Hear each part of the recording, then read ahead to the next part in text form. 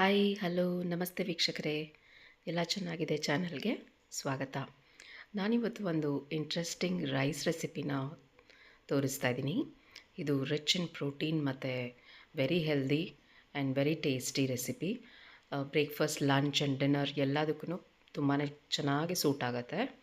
ಇದನ್ನು ಹೇಗೆ ಮಾಡೋದು ಅಂತ ನೋಡೋಣ ಬನ್ನಿ. ಮೊದಲಿಗೆ ನಾನಿಲ್ಲಿ 3/4 ಕಪ್ ರಾಜ್ಮಾನ ರಾತ್ರಿನೇ ನೆನೆ ಹಾಕಿ ಬೆಳಗ್ಗೆ 6 ವಿಸಿಲ್ ಕೂಗುವಷ್ಟು ವಿಸಲಲ್ಲಿ ಕುಕ್ಕರಲ್ಲಿ ಕೂಗಿಸ್ಕೊಂಡಿದ್ದೀನಿ. ಹಾಗೆ ಇಲ್ಲಿ ಲಾಂಗ್ ಗ್ರೈನ್ ಬಾಸ್ಮತಿ ರೈಸ್ನ 2-3 ಬಾರಿ ತೊಳೆದು 30 ನಿಮಿಷಗಳ ಕಾಲ ನೆನೆ ಹಾಕಿ ಇಟ್ಟಿದ್ದೀನಿ. ಹಾಗೆ 4 ದೊಡ್ಡ ಆ್ಯಪಲ್ ಟೊಮ್ಯಾಟೋನ ಮಿಕ್ಸಿಗೆ ಹಾಕಿಟ್ಕೊಂಡಿದ್ದೀನಿ.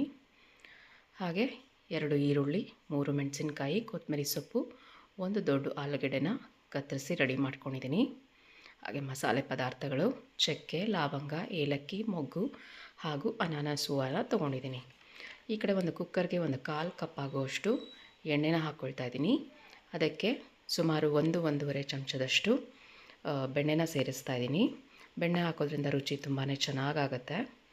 ಹಾಗೆ 1 ಚಮಚದಷ್ಟು ಜೀರಿಗೆ, ಮಸಾಲೆ ಪದಾರ್ಥಗಳನ್ನ ತೊಗೊಂಡಿರೋದನ್ನು ಸೇರಿಸೋಣ. ಹಾಗೆ 1 ದೊಡ್ಡ ಟೇಬಲ್ ಚಮಚದಷ್ಟು ಶುಂಠಿ ಮತ್ತು ಬೆಳ್ಳುಳ್ಳಿನ ಜಜ್ಜಿರೋದನ್ನು ಹಾಕ್ಕೊಳ್ಳೋಣ. ಇದನ್ನು ಒಮ್ಮೆ ಫ್ರೈ ಮಾಡಿ ಮೆಣಸಿನ್ಕಾಯಿ ಸ್ಲಿಟ್ ಮಾಡಿ ಇಟ್ಕೊಂಡಿರೋದನ್ನು ಹಾಕ್ಕೊಳ್ತಾ ಇದ್ದೀನಿ.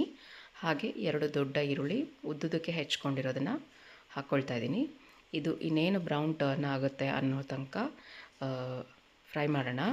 ಸುಮಾರು 5 ನಿಮಿಷಗಳ ಕಾಲ ಫ್ರೈ ಮಾಡಿದ್ರೆ ಸಾಕಾಗತ್ತೆ.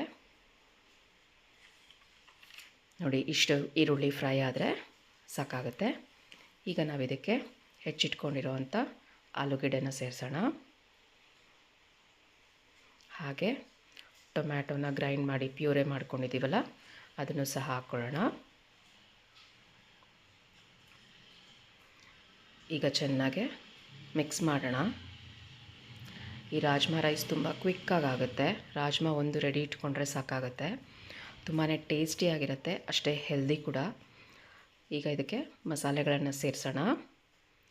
ಸ್ವಲ್ಪ ಅರಿಶಿನ ಪುಡಿ, 2 ಚಮಚದಷ್ಟು ಅಚ್ಚ ಖಾರದ ಪುಡಿ, ಹಾಗೆ ಅರ್ಧ ಚಮಚದಷ್ಟು ಜೀರಿಗೆ ಪುಡಿ,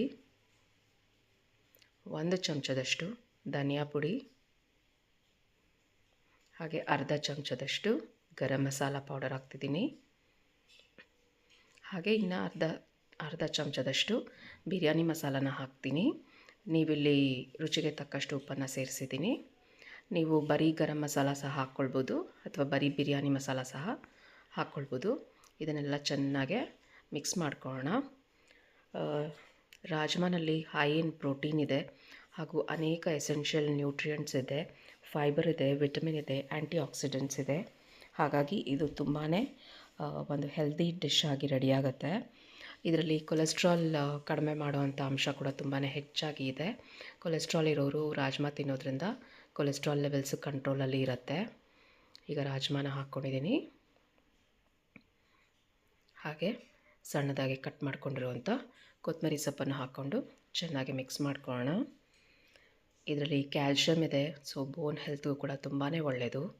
ಈಗ ನೆನೆಸಿಟ್ಕೊಂಡಿರೋವಂಥ ಬಾಸ್ಮತಿ ಅಕ್ಕಿನ ಸೇರಿಸಿದ್ದೀನಿ. ಇದನ್ನು ಸಹ ಒಮ್ಮೆ ಮಿಕ್ಸ್ ಮಾಡೋಣ. ಬಾಸ್ಮತಿ ಅಕ್ಕಿ ಹಾಕಿದ್ಮೇಲೆ ತುಂಬ ಸಾಫ್ಟಾಗೆ ಹ್ಯಾಂಡಲ್ ಮಾಡಬೇಕು, ಇಲ್ಲಾಂದರೆ ಅಕ್ಕಿ ಎಲ್ಲ ಒಡೆದೋಗೋ ಸಾಧ್ಯತೆ ಇರುತ್ತೆ. ಈಗ ನಾನು ಇದಕ್ಕೆ ರಾಜ್ಮಾನ ಬೇಯಿಸೋಕ್ಕೆ ಹಾಕ್ಕೊಂಡಿದ್ದ ನೀರನ್ನೇ ಹಾಕ್ಕೊಳ್ತಾ ಇದ್ದೀನಿ. ಸುಮಾರು 1 ಕಪ್ಪಷ್ಟು ರಾಜ್ಮಾ ನೀರು ಹಾಕಿದ್ದೀನಿ.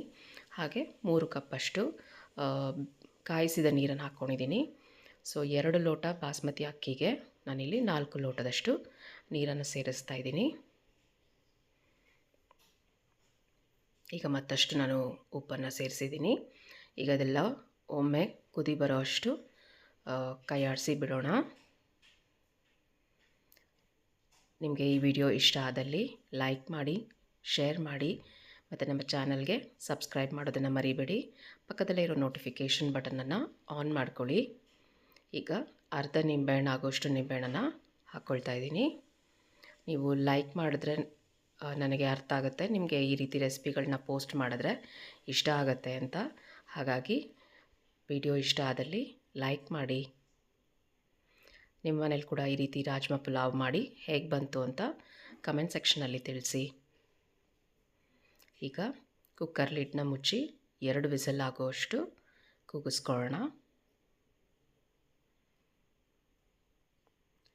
ಕುಕ್ಕರ್ ಆರಿದೆ. ರಾಜ್ಮಾ ಪುಲಾವ್ ಹೇಗೆ ರೆಡಿಯಾಗಿದೆ ನೋಡೋಣ. ನೋಡಿ ಎಷ್ಟು ಟೇಸ್ಟಿಯಾಗಿ ಡೆಲಿಷಿಯಸ್ ಆಗಿ ರೆಡಿಯಾಗಿದೆ. ಒಮ್ಮೆ ಚೆನ್ನಾಗಿ ಮಿಕ್ಸ್ ಮಾಡಿಕೊಂಡ್ರೆ ನಿಮಗೆ ರಾಜ್ಮಾ ಪುಲಾವ್ ರೆಡಿ ಆಯಿತು. ಇದನ್ನು ನೀವು ಲಂಚ್ ಬಾಕ್ಸ್ಗೆ, ಡಿನ್ನರ್ಗೆ, ಬ್ರೇಕ್ಫಾಸ್ಟ್ಗೆ ಎಲ್ಲದಕ್ಕೂ ಮಾಡ್ಕೊಳ್ಬೋದು. ತುಂಬಾ ಸುಲಭವಾಗಿ ರೆಡಿಯಾಗತ್ತೆ. ಹೆಚ್ಚೇನೂ ಪದಾರ್ಥಗಳ ಅವಶ್ಯಕತೆ ಇಲ್ಲ. ಇದ್ರ ಜೊತೆ ಒಂದು ಸಿಂಪಲ್ ಮೊಸರು ಬಜ್ಜಿ ಮಾಡಿಕೊಂಡ್ರೆ ಸಾಕಾಗತ್ತೆ. ಇದೇ ರೀತಿ ಮತ್ತಷ್ಟು ವಿಡಿಯೋದೊಂದಿಗೆ ನಾವು ನಮ್ಮ ಚಾನಲ್ನಲ್ಲಿ ಪೋಸ್ಟ್ ಮಾಡ್ತಾ ಇರ್ತೀವಿ. ಖುಷಿಯಾಗಿರಿ. Thank you for watching. ಧನ್ಯವಾದಗಳು. Take care.